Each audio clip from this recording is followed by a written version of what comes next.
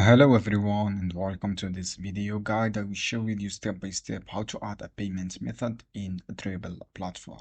So if you want to add a payment, go to your profile icon and go to setting option. From this setting option, you will see different option here.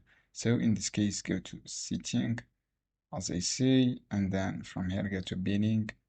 From the billing, click connect the payments.